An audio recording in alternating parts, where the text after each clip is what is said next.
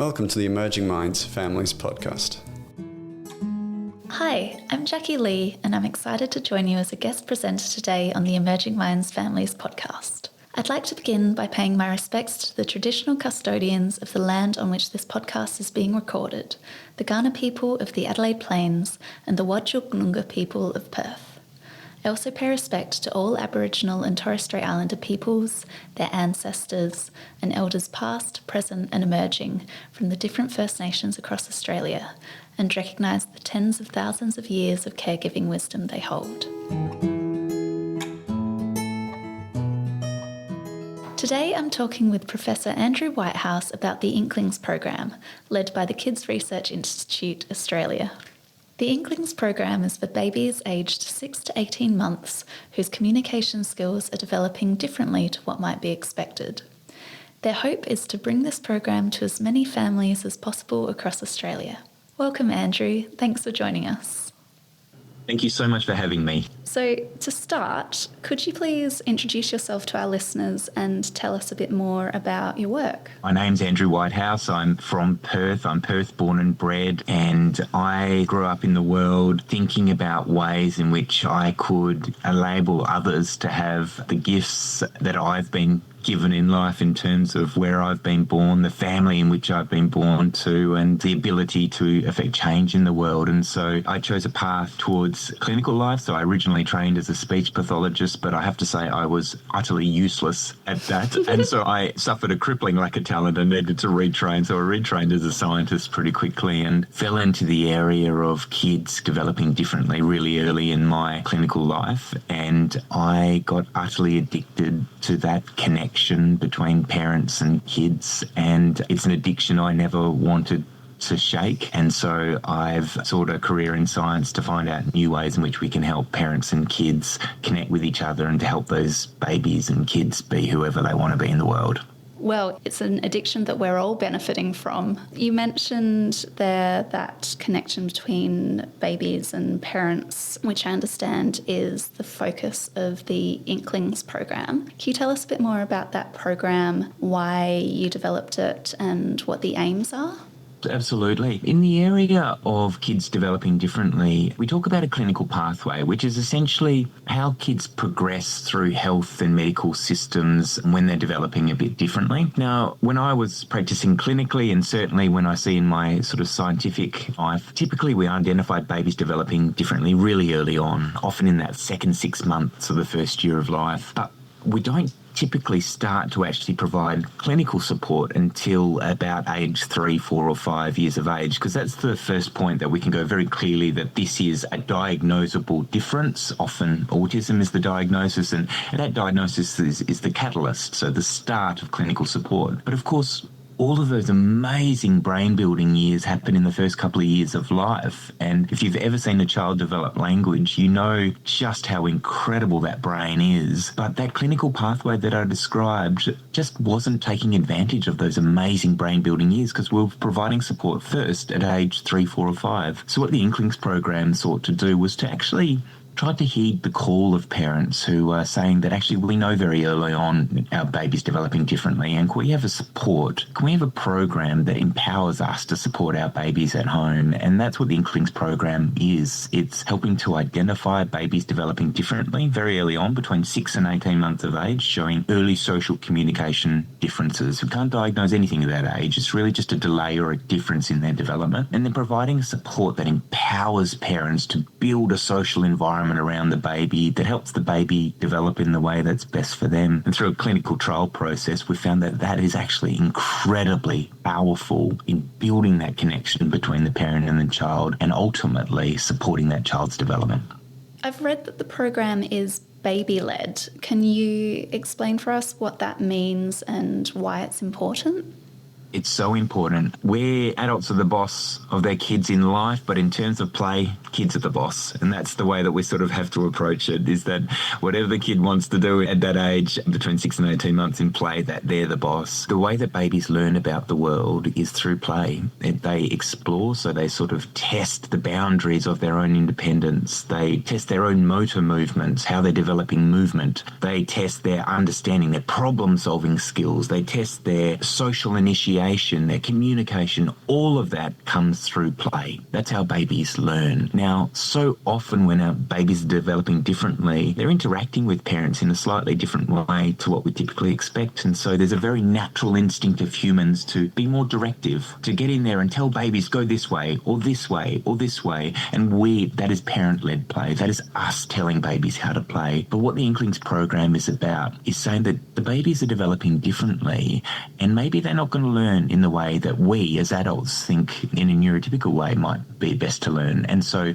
if we follow that baby-led play, then maybe we structure an environment around the baby that's actually best for the way that they learn, that individual baby learns. So it's essentially taking note of the baby, letting them do what they want, and us building ourselves around their intentions. And what techniques does the program use? Like, what does a session of Inklings look like? Well, the most powerful technique we use, and it's a little bit icky when I say it out loud for parents, is video feedback. Now, there is very few more powerful insights into parenting than watching yourself interacting with your baby on video. So it's a very structured program. It's 10 sessions over about 5 months, so fortnightly sessions, and each session unfolds in a really sort of characteristic and typical way. But generally speaking, what we seek to do is to film parents and then play that back in a really structured way and provide very key pieces of feedback at certain times. Generally speaking, what we seek to do is to help parents with 3 messages. Number 1 is how important they are to their baby's development. Often when your baby's developing differently, we have families coming to us where the parents are feeling, I'm not too sure if my baby's too fond of me, because the baby's interacting with them in a slightly different way to what they typically expect. But through video feedback, we can show very clearly just how important that baby,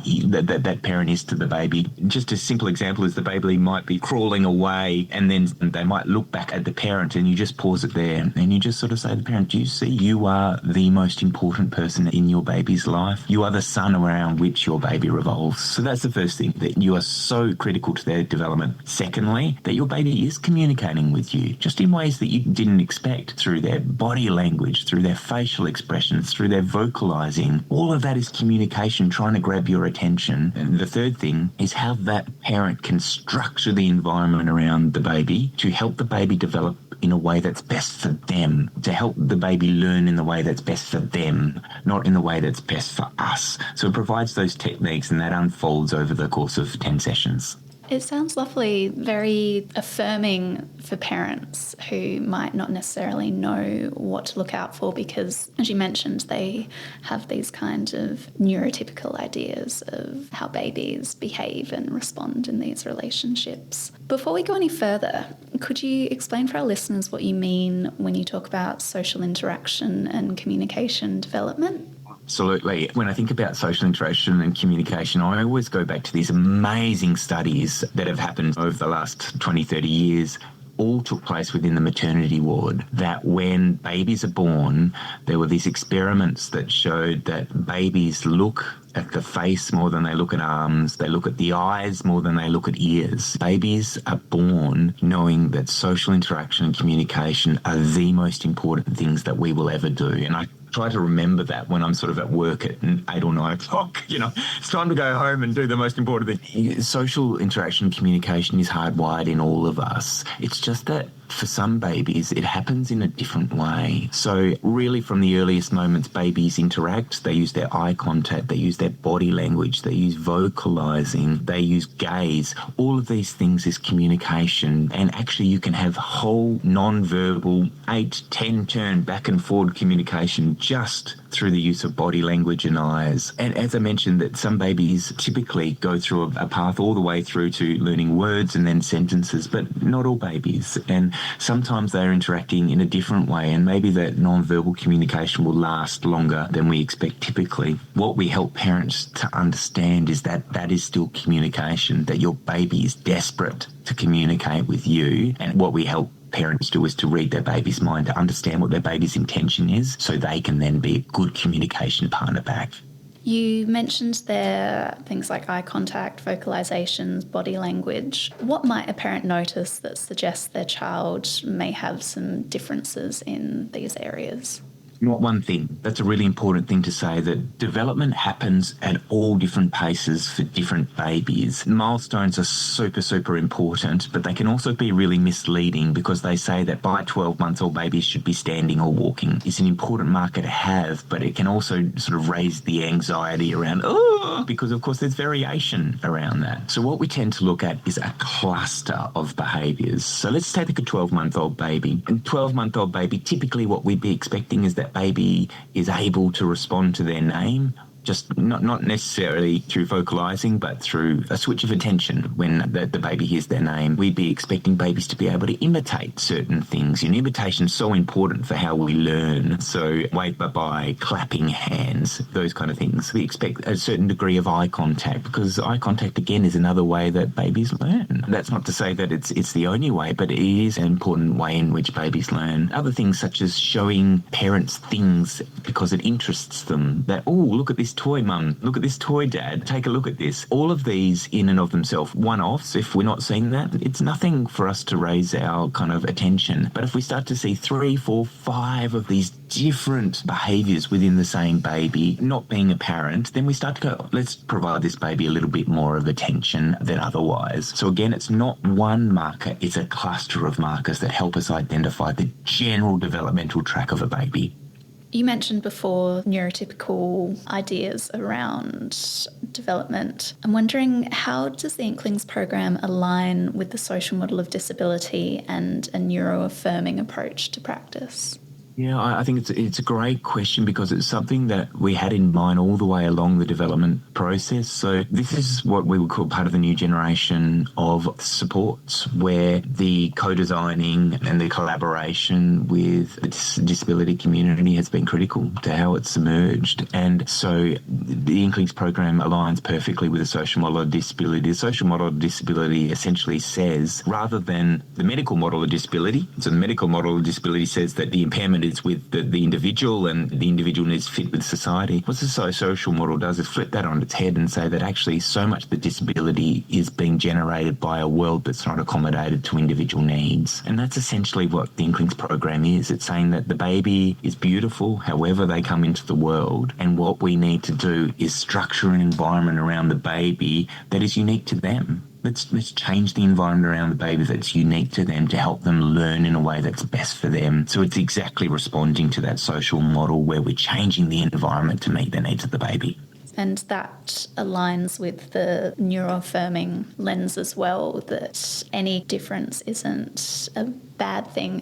There are all different kinds of brains out there. Yeah, that's exactly right. It's spot on. And the neuroaffirming approach is about, they're all different types of brains, and that's to be nurtured and cherished and not to be changed. And again, that's totally consistent with the Inklings program, where it's about actually let's change the environment so the baby learns in the way that's best for them. It's not about changing behaviour. It's not about changing the neurotype. It's about adapting an environment to meet the neurotype. It so happens that actually when you change the environment to meet the neurotype, a lot of the internal disability that we might see around disability in communication, for example, actually is reduced, because of course the baby's learning in the way that's best for them. It's just a logical extension of it. But at the core of the program, it's not about changing the baby, it's about changing the environment so they can learn those elements that are going to be critical to their long-term happiness and well-being.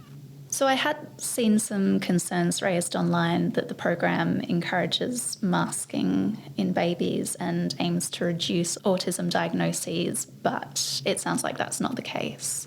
Oh gosh, no, not at all, not at all. And in fact, the program has been really very much co-developed along with our autistic colleagues all the way. There are a couple of things to say there is that firstly, babies can't mask. Babies are young and intentional beings and simply don't have that ability to mask. But again, simply at the core of the program is not about changing behaviour. The changing the behaviour is a response to the changing the environment to meet the needs. We've done some consultation work with hundreds of autistic colleagues across the world and collaborators across the world, and at the core of the desires of our autistic colleagues has been about developing interventions and supports that are actually actually about that, about nurturing the baby as to how they are and changing that environment around the baby. And that's totally at the core of the Inklings program, and really one of not many of the new generation of therapies that are doing that. So it's really meeting all of those calls for neuroaffirming therapy, which is just fantastic. What are some of the key findings that have emerged from the Inklings trials in Western Australia and now South Australia?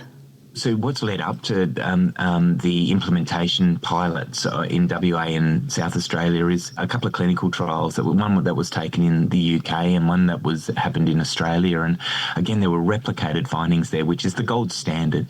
Gold standard in science is doing the clinical trials and then doing replicated trials. So you can understand whether those findings can be repeated across time. And that's what happened in this case. And what we found is that it supports that parent-child connection, that there is a stronger parent-child connection, which comes out during those beautiful one-on-one play times, but also supporting longer-term reductions in social and communication disability. So the baby is able to interact with the broader world with greater capability than they were if they didn't receive the program. And that was replicated in a couple of clinical trials. So it does reduce those longer-term disabilities that provide also short-term disability, because it was measured up to 2 years post the end of the program, that do provide barriers for longer-term development. Those trials provide the evidence that were the catalyst for the big implementation pilots that are happening in WA and SA at the moment. And those data are now being collected. And it'll be really important for us to understand that what we saw in the clinical trials, when it goes out in the big wide world, do we also see those really impressive and exciting results? So that still remains to be seen.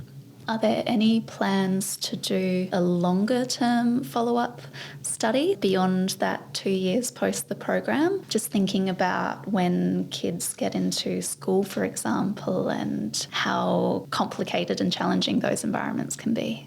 The longer-term studies are the absolute utopia. They take enormous amount of resources over a long, long time. So the initial studies in the UK and Australia we were funded and were resourced to follow kids to up to 2 years after the end of the program. That in itself is pretty remarkable in the field. Often the field really only studies people immediately after the end of the program. So we were really excited to see in both trials, not just to be resourced to actually do that, but also to see replicated results up to 2 years after the end. Those trials were not designed for longer-term follow-up, but certainly the ultimate is to do those longer-term follow-up. What platform, what foundation does the Inklings program provide for those longer-term outcomes in terms of school and beyond? So certainly that's on our radar. I just want to make the point here is that in terms of childhood, you change the start of the story, you change the story, and so often in the area of difference in early childhood development, we're really only coming in at chapter 3 or 4, and the ability to change that story at that point is limited. Now, when I'm talking about story, what I'm talking about is the barriers in which that child is going to face in life. What we found through the Inklings program is by providing it earlier and at the time at which the parents and the child needs it the most, you can actually set the child on a path, a developmental trajectory to reduce longer-term barriers. You can't do that to the same extent if we only come in at chapter 3 or 4. The ultimate is we want that child to have the same opportunities as every other child to be whomever they want to be. And by providing that support early in life, that's the goal. We've talked a lot throughout this conversation about developmental differences, and that idea of difference can be quite scary for parents, right? Especially when it comes to their child's development. What message do you have for parents whose child might be showing early differences around communication and social interaction? I mean, probably the most important thing is that as parents, you know more than you think you do. I would always say trust your gut on these types of things, because there is nobody who knows your baby at this point in time more than you. So you know far more than you think you do. The other thing that I would say, and it really goes back to that first moment in my clinical life that I first encountered the area of child development and developmental difference when I was about 18, and clinically, I was doing my clinical training, and my mum, we had a family friend diagnosed with autism, a child diagnosed with autism. My mum said, "You're a good lad, go over and provide some support for the family." I'm like, Sure. So off I toddled, and I was 18 and probably a little bit in a hedonistic phase of life. And so what I encountered just knocked my socks off. There was a beautiful, funny, cheeky boy who was clearly having this most significant difficulties learning language. He had intellectual disability. He's really struggling with various other elements, and just this incredible, beautiful family who adored him beyond belief, but were struggling to find their way forward, struggling to understand how best to support their child. And I remember mum saying to me in certain words that she never knew she had this amount of love inside of her until she met her child. And I've heard that sort of hundreds, if not thousands of times across the journey. And that's the other message that I would give to parents, is that love that you have between your child and you, that's your superpower. That is your superpower that will help you support that baby in the way that they need. It's beautiful. And how can practitioners address a parent's concerns around developmental differences in a way that is neuroaffirming but doesn't invalidate or blame or shame the parent? Yeah, well, for starters, listen. What happens when we become practitioners is we see babies developing differently, dozens a week, and it's during the hurly-burly of life, it can become challenging to always remember that 60 minutes or 45 minutes that family is spending with you is perhaps amongst the most important 45 minutes that parent has spent in their whole parenthood journey. And I know most clinicians are just absolutely brilliant at this. Sometimes it's really hard when we're racing between various things. So first thing is listen to understand how important this conversation is to that parent, validate their concerns, and that understand where that parent is at that particular time. We've got to meet kids and families where they are right now. And that might be at a stage where they are ready to embrace the difference in their babies. There might be a time where they're not. And what can we do with that child and family first in mind to help support them on the journey, so that that asset, that sort of superpower that I mentioned, that love between a parent and child, remains first and foremost, and we can use that and leverage that to support the child going forward. That flows nicely into my next question, which was around how does Inklings help parents to recognise and maybe gently let go of any neurotypical beliefs they might be holding about how their babies should behave?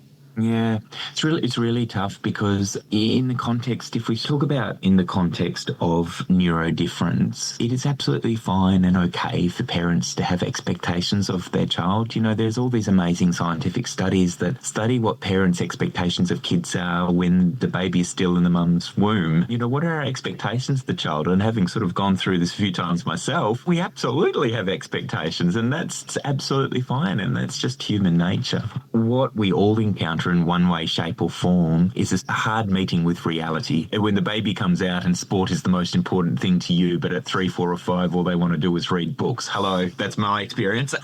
It could be on that level. It could be on the level of music. It could be on all sorts of levels, and it can also be on the level of a really deep-seated emotional contact in how that baby is developing, because that is really at the core. That when it gets down to it, yes, we might want our baby to play sport or to be musical or be academic, but ultimately what we want is the world to value them as much as we value them. And that sometimes that can be clouded when we see our baby struggling so much. So I guess the message from me, and also through the Inklings program, is to help parents understand early that difference is what children are.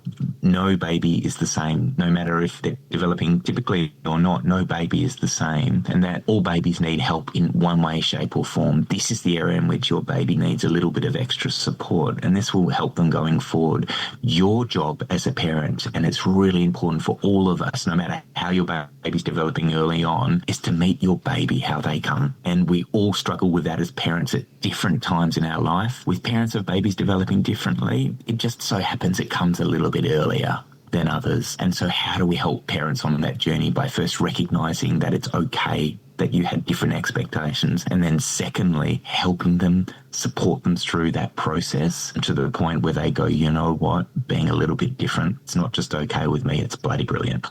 How are the insights gained from the Inklings sessions extended to the other important relationships and environments in the infant's life? We've talked about a key focus of the program being about structuring the environment around the child to suit their unique needs. And obviously the program works with parents, but I'm thinking of early childcare settings, for example. Yeah, I'm a huge believer that the worst way to support kids is to remove them from their home and community environments and then drive them half an hour to come and see me within the four walls of a clinic, and then remove them from that, and then they go back into their own lives. There are many, many examples where that is actually a really good option because that child needs specialised support, and that often happens a bit later in childhood, 3, 4 or 5. But in those early phases, what we need to do is support kids and families where they exist, where with the people, places and spaces in which they inhabit and interact every day of their lives.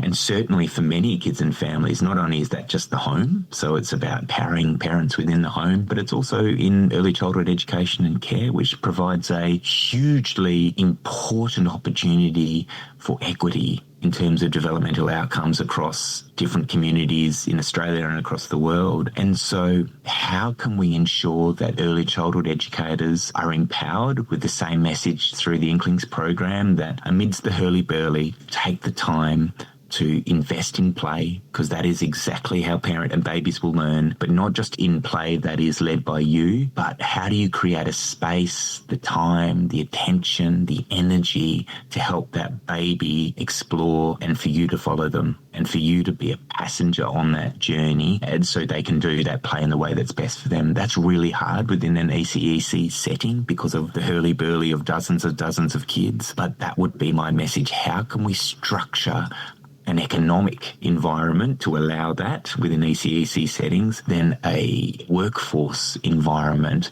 where educators are not just skilled but empowered to give that time, space, attention and energy for that same baby-led inquiry and play. That will be the building block of all development. And it's tough, right? We can't have centres operating at losses, but we also at the same time have to get to grips with all the science that we know in how kids develop. Look, the soil in which kids grow is time, space, attention and energy. That's the soil in which kids grow, and in 2025 we've never been shorter on that in human history. So what can we do to rebuild that in the everyday settings in which kids live? Yep, the home, absolutely. Time, space, attention, energy. Boy, are we short of that in my household, and I'm sure the household of many listeners as well. But also in ECEC settings, how can we create a fertile soil of time, space, attention and energy that creates an environment of 8, 9, 10 hours a day in which kids can truly develop in the way that we're evolved to develop? Here at Emerging Minds, we have what we call a framework called PERCS, which is just 5 key areas of a child's life that make big difference to their mental health and well-being. And P stands for parent-child relationships. And we talk about how that one-on-one time to connect where you're not distracted by your phone, where you're just sitting with your child and following their lead, how it doesn't even necessarily need to be a lot of time. Even 5 or 10 minutes of undivided attention can have such a massive difference on their well-being, but also your parent-child relationship more broadly. Totally, and you're absolutely spot on. And let's say up front, this is hard. This is hard. We have so many demands on our time, and that buzzing thing in our hand has actually given us a dependence on it that none of us asked for, but nevertheless we all have. So it's hard, and I feel it as well. And you're exactly right. I said an hour, but 5 or 10 minutes of uninterrupted time in which we sit there studying our baby, being fascinated by their mind, being captured by their world, allow them to invite us into their world, and you take up that invitation. That is the gold dust of parenting. That is the gold dust where your child will feel valued, understood, wanted, needed, loved. That's where we get the parent-child connection from. I think that's a really valuable message for parents to hear as well, because you can often feel like you're never quite doing enough in every aspect of your life, right? So none of us are. And look, I'm failing on all fronts. Let me just tell you, I am failing on all fronts. And so the biggest thing that you can do is not give yourself a comparison goal, but give yourself your own individual level goals. today I'm going to have 15 minutes, today I'm going to have 20 minutes, uninterrupted time where I'm just going to sit there and be a hostage to my baby in their play. And by the end of it, you'll find that you've been invited into a world that truly you won't have again. And it's the time that you will never, never, never regret having. There are things as your babies get into childhood and then older, we do regret how we may have spent our time. I am yet to hear a parent, having spoken with hundreds, thousands of parents over my journey, who have regretted spending time playing with their child. However hard it is, do it because it won't be regretting. Absolutely. To close the episode, can you tell us who is eligible for the Inklings program and how they can register? Do they need a referral at all? Yeah, so babies don't need a referral. You can self-refer into the program, but certainly health professionals can refer as well. And if families go to www.inklings.org.au, you can see how you can self-refer in, and there'll be a checklist to help to understand whether your baby might be eligible if they're showing early social communication delays and differences. But really it's for babies aged 6 to 18 months who are showing early social communication delays and differences. So if they go to that website, inklings.org.au, you'll see it all there. Great. We'll put the link to the website in the show notes as well. Thank you so much for joining us, Andrew. It's been a pleasure chatting with you, and I look forward to seeing what you do next. No worries. Thanks, Jacquie. Thanks for listening. If you enjoyed this episode, please subscribe to our channel, leave us a rating or review, or share the episode with a friend, colleague, or family member. Take care, and we look forward to seeing you next time. Visit our website at www.emergingminds.com.au/families for a wide range of free information and resources to help support child and family mental health. Emerging Minds leads the National Workforce Centre for Child Mental Health. The centre is funded by the Australian Government Department of Health under the National Support for Child and Youth Mental Health program.